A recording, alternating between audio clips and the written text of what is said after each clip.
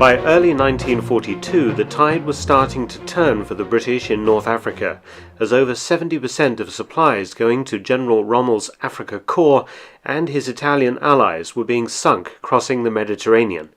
As a result, the Germans employed more Luftwaffe aircraft to move supplies, and these aircraft and airfields became obvious targets for attack. Unable to divert large forces to hit the airfields, the problem was given to a new commando organization, the Special Air Service, or SAS. Formed in July 1941 by Major David Stirling, it was designed to operate behind enemy lines, using stealth, guile, and field craft to achieve its aims. The early SAS consisted of mostly British and Free French volunteers who'd undergone commando and parachute training. But for the attack to come, stealth and guile would be replaced by overt and loud violence.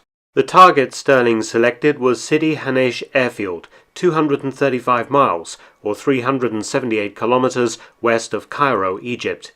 The base housed large numbers of German aircraft whose loss or damage would be a serious blow to Rommel's resupply efforts.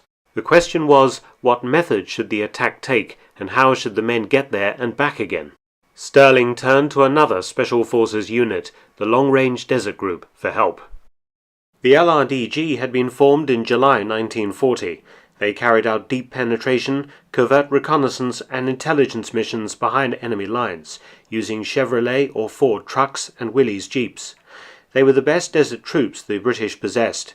Major Stirling decided to use the LRDG to drive his SAS to the target and back. The plan was staggeringly simple. L Detachment, SAS Brigade, would, with LRDG drivers, use 18 jeeps, 3 or 4 men to each vehicle. Each jeep was armed with 4 Vickers K machine guns of a type normally fitted to aircraft. The guns would fire Buckingham rounds, that is, 303 explosive incendiary bullets. The force would drive across the desert to Bir el Qusir, 50 miles from the German base, and set up a forward hideout.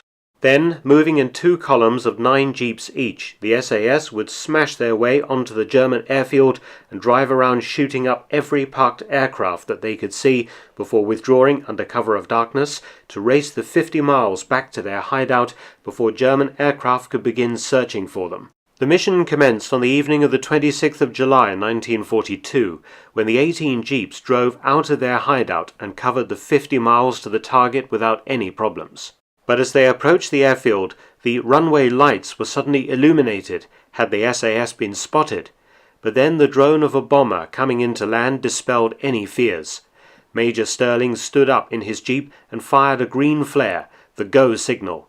The 18 jeeps, in a large V formation, gunned their engines and shot forward at high speed towards the airfield.